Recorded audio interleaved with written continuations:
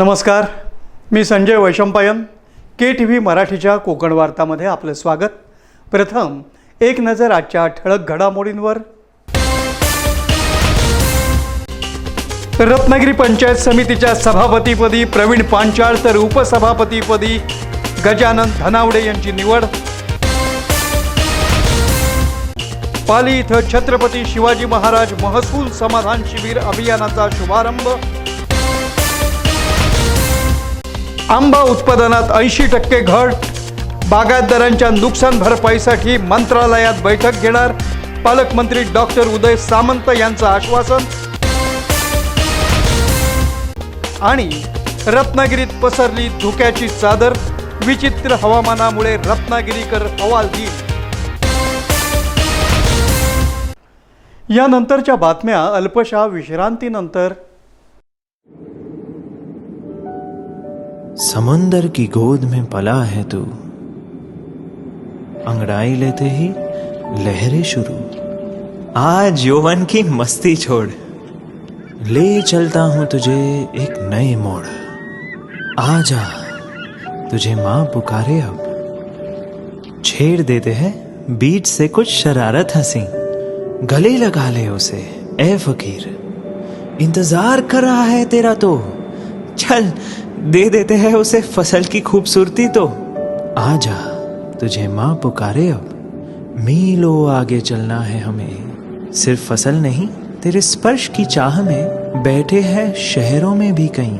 उनके मुख पे भी लानी है मुस्कान, उन्हें भी देनी है एक नई पहचान. आजा तुझे माँ पुकारे अब.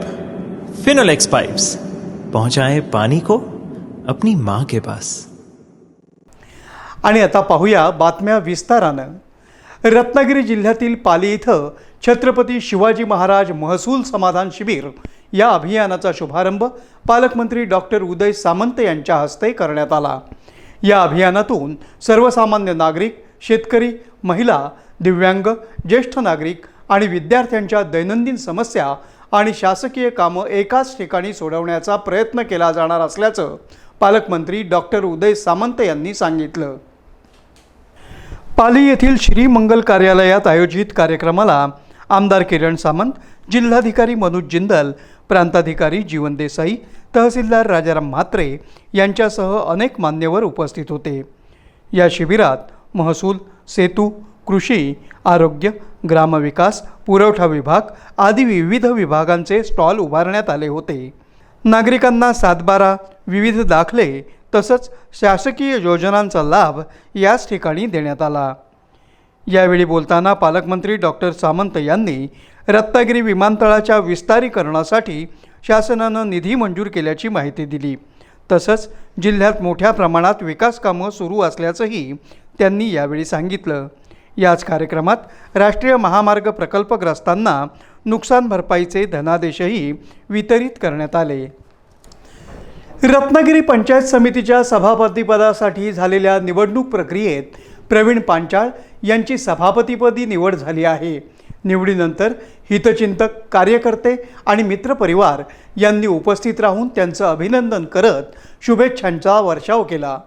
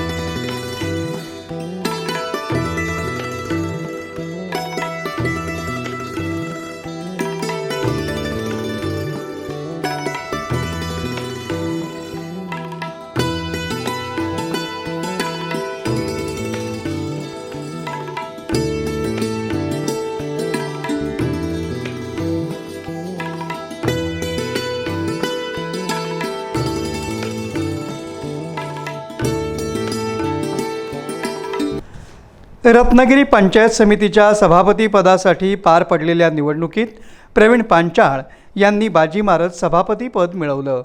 त्यांच्या निवडीमुळे कार्यकर्त्यांमध्ये आनंदाचं वातावरण पाहायला मिळालं. निवडीनंतर पंचायत समिती परिसरात समर्थकांनी त्यांचं स्वागत करत अभिनंदन केलं.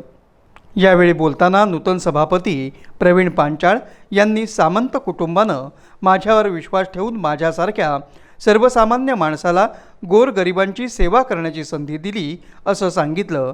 तसंच सर्वसामान्यांच्या समस्या सोडवण्यासाठी आणि तालुक्याच्या विकासासाठी प्रामाणिकपणे काम करण्याचा निर्धारही त्यांनी व्यक्त केला. आदरणीय पक्षाचे मुख्य नेते आदरणीय एकनाथजी शिंदेसाहेब, त्याचप्रमाणे आदरणीय या जिल्ह्याचे पालकमंत्री तथा राज्याचे उद्योग आणि मराठी भाषा मंत्री आदरणीय सामंतसाहेब आणि भैयाशेठ सामंतसाहेब यांच्या कृपेनं आज मला सभापतीपद मिळालेलं आहे. आणि हे सभापतीपद मिळत असताना एक सर्वसामान्यांच्या घरातला मुलगा आज सभापतीपदावर विराजमान होतं, याचं नक्कीच मला माझ्यासारख्या एका सामान्य कार्यकर्त्याला एक अभिमानाची गोष्ट आहे. परंतु हे सभापतीपद दिल्यानंतर गोरगरीब जनतेचं सेवा करणे ह्याच्यासाठी दिलेली ही आपल्याकडे मला ही दिलेली संधी आहे. आणि मी जे 6 वर्ष माझ्यासाठी दिलेलं आहे त्याचे मी सामंतसाहेबांना अतिशय चांगल्या प्रकारे हे 6 वर्षाचं कामकाज करून दाखवेन हे आपल्याला आवाहन करतो. अर्थातच विकास काम म्हटलं तर आज सामंतसाहेब अतिशय तालुक्यात नव्हे पूर्ण जिल्ह्यात महाराष्ट्रात काम करत आहेत. परंतु मला जर काम करायचं पंचायत समितीचे सभापती म्हणून करायचं झालं तर मी आरोग्य, पाणी आणि शिक्षण या 3 गोष्टीवर मी जास्त भर देऊ शकतो. आणि हे सगळं करताना मी सामंतसाहेब आणि माझे सगळे पदाधिकारी, माझे सगळे सहकारी यांच्या विचारानेच सगळं करेन. आणि ही पंचायत समितीत एक अतिशय चांगला असा 6 वर्षाचा कार्यकाल आणि आम्ही सगळी माझी टीम, माझे सगळे सहकारी हे 5 वर्ष आम्ही अत्यंत चांगल्या रीतीने आम्ही काम करू. आमच्या सहकाऱ्यांचा एवढा मला अतिशय विश्वास आहे.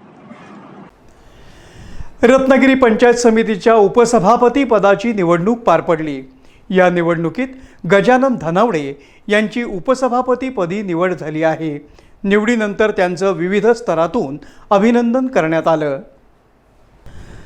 रत्नागिरी पंचायत समिती उपसभापती पदासाठी निवडणूक प्रक्रिया पार पडली. या निवडणुकीत गजानन धनावडे यांची उपसभापतीपदी निवड करण्यात आली. निवड झाल्यानंतर हितचिंतक, कार्यकर्ते आणि मित्रपरिवारानं त्यांचं अभिनंदन करत शुभेच्छांचा वर्षाव केला. यावेळी बोलताना नूतन उपसभापती गजानन धनावडे यांनी सामंत कुटुंबानं माझ्यावर विश्वास ठेवून शेतकरी कुटुंबातील मला ही संधी दिली असल्याचं सांगितलं. मिळालेल्या या जबाबदारीचं प्रामाणिकपणे पालन करत पंचायत समितीच्या माध्यमातून तालुक्याच्या विकासासाठी काम करणार असल्याची भावना त्यांनी व्यक्त केली.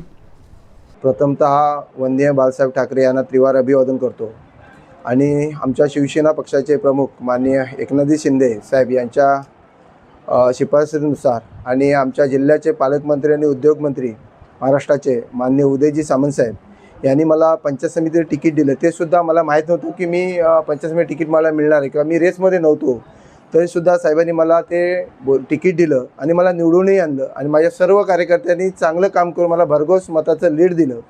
आणि मी उपसभापती होईन की नाही मलाही माहीत नव्हतं. की मी असं म्हटलं होतं की मला पंचायत समिती सदस्य दिला हा फार मोठा आहे. आणि काल मला अचानक रात्री फोन आला साहेबांचा मुंबईतून की तू फॉर्म भरायचा आहे. म्हटलं कोणाचा फॉर्म भरायचा आहे साहेब? ते म्हणाले नाही तुलाच उपसभापती पदाचा फॉर्म भरायचा आहे. तर म्हटलं खरोखर साहेब माझा भरायचं? म्हटलं हो तुलाच भरायचं आहे आणि भविष्यामध्ये तुला शिवसेनेचं काम वाढवायचं आहे. आणि मी एक सामान्य कुटुंबातील, गरीब कुटुंबातील एक शेतकरी चा मुलगा आहे आणि शेती करत या गोष्टीपर्यंत मी आलेलो आहे. माझा पाठीमागं राजकीय वारसा नाही, त्यामुळं मला उदय सामंतामुळेच मी निवडून आलो आणि सभापतीपद हे त्यांच्यामुळेच मिळालं. त्याच्यामध्ये भैयाशेठ असतील किंवा अण्णा सामंतसाहेब असतील यांच्या आशीर्वादामुळे मी उपसभापती झालेलो आहे.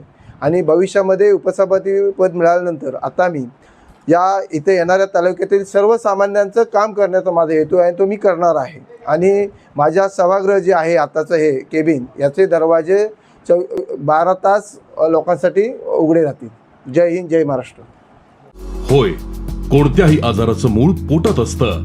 म्हणूनच पोटा पाण्यासाठी राबताना पोटाची योग्य काळजी घेतलीच पाहिजे. त्यासाठीच सुसज्ज आहे कोल्हापुरातील पोट विकारावरील सुपर स्पेशालिटी हॉस्पिटल अंतरंग हॉस्पिटल. लिव्हर, स्वादुपिंडाचे क्लिष्ट आजार, पित्ताशयातील खडे, कावीळ, अल्सर, लहान किंवा मोठ्या आतड्याचे आजार, जुलाब, बद्धकोष्ठता, कोलायटिस, कॅन्सर, रक्ताच्या उलट्या, मूळव्याध, भगेंद्र, पोटाशी निगडीत सर्व आजार आणि विकारांवर होतात अत्याधुनिक तंत्रज्ञानातून परिपूर्ण उपचार. सर्व प्रकारच्या अत्याधुनिक endoscopy, ERCP, enteroscopy, spy glass laparoscopy, lithotripsy यासह आवश्यकतेनुसार सर्व प्रकारच्या शस्त्रक्रिया होतात अंतरंग हॉस्पिटलमध्ये. 38 वर्षांपासून पोटाच्या सर्व विकारांवरील पश्चिम महाराष्ट्रातील विश्वासार्ह सुपर स्पेशालिटी हॉस्पिटल अंतरंग हॉस्पिटल. महावीर कॉलेज जवळ न्यू पॅलेस रोड, कोल्हापूर. आता सकाळी आणि संध्याकाळी दोन्ही वेळेस OPD सुरू असते. कॅन्सर हा गंभीर आजार आहे, जीवघेणा आहे. पण त्याला रोखता येऊ शकतं.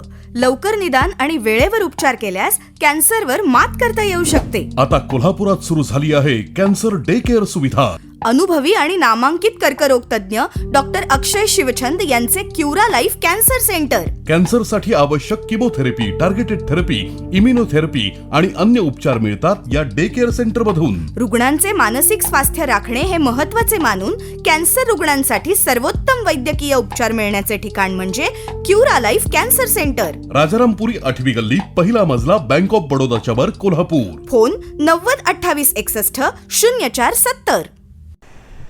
विश्रांतीनंतर पुन्हा आपलं स्वागत. आता पाहूया पुढील बातम्या.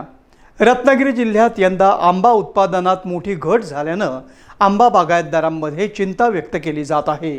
या पार्श्वभूमीवर पालकमंत्री डॉक्टर उदय सामंत यांनी जिल्ह्यातील आंबा बागायतदारांच्या अडचणीबाबत बैठक घेतली असून तालुकानिहाय सविस्तर अहवाल शासनाकडे पाठवण्याचे निर्देश दिले आहेत. रत्नागिरी जिल्ह्यात यावर्षी गेल्या वर्षाच्या तुलनेत तब्बल 80% आंबा उत्पादन घटल्याची माहिती कृषी विभागानं दिली आहे.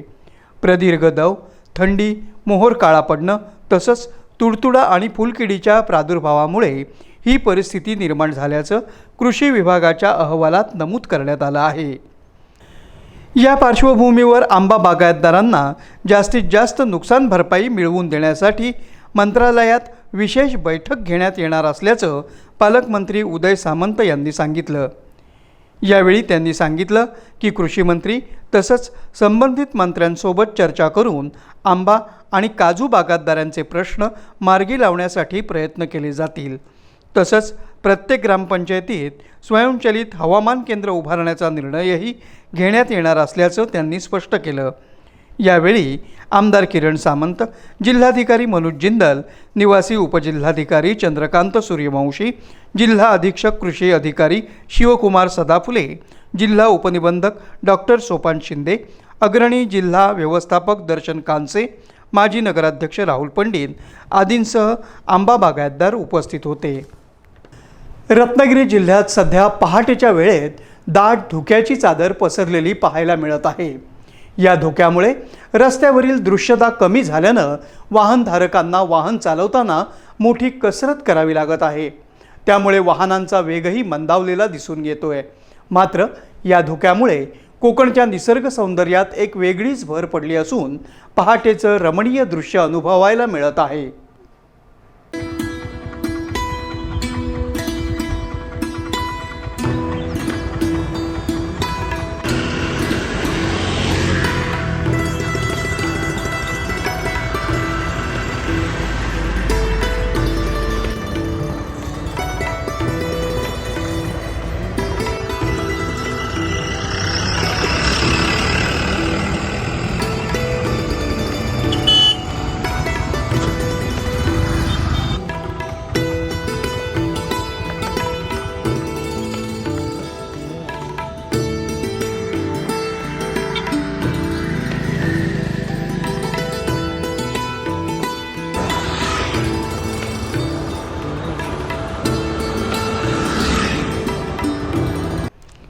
रत्नागिरी शहरासह जिल्ह्यातील अनेक भागात पहाटेच्या वेळेत दाट धुकं पसरलेलं दिसत आहे. या धुक्यामुळे काही ठिकाणी दृश्यमानता कमी होत असल्यानं वाहनधारकांना हेडलाईट लावून सावधपणे वाहन चालवावे लागत आहे. त्यामुळे सकाळच्या वेळेत रस्त्यावर वाहनांचा वेगही मंदावलेला पाहायला मिळतो. सध्या रत्नागिरीत हवामानात मोठा बदल जाणवत आहे. रात्री उकाडा, दिवसा कडक उन्हाचा तडाखा आणि पहाटे गारवा आणि धुक्याची चादर असा वेगळाच अनुभव रत्नागिरीकरांना मिळत आहे. दरम्यान पहाटे पडणाऱ्या या दाट धुक्यामुळे कोकणच्या निसर्ग सौंदर्यात आणखी भर पडली असून डोंगरदऱ्या आणि हिरवाईनं नटलेले परिसर अधिकच मोहक दिसत आहेत. यामुळे अनेक नागरिक पहाटेच्या या रम्य वातावरणाचा आनंद घेताना दिसत आहेत.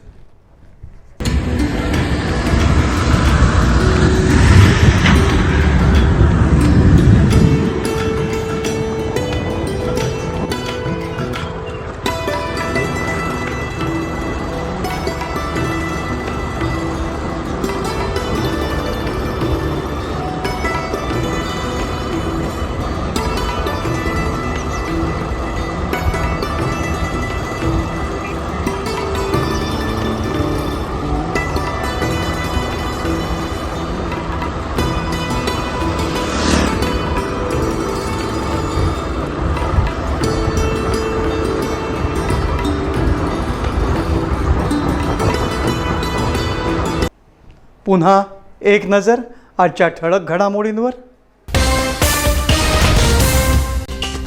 रत्नागिरी पंचायत समितीच्या सभापतीपदी प्रवीण पांचाळ तर उपसभापतीपदी गजानन धनावडे यांची निवड.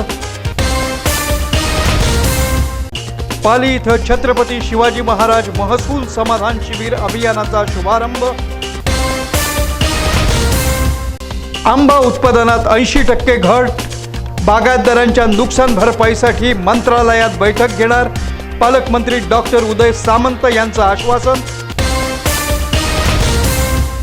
आणि रत्नागिरीत पसरली धुक्याची चादर. विचित्र हवामानामुळे रत्नागिरीकर हवालदिल. याबरोबरच आजचं हे बातमीपत्र संपलं.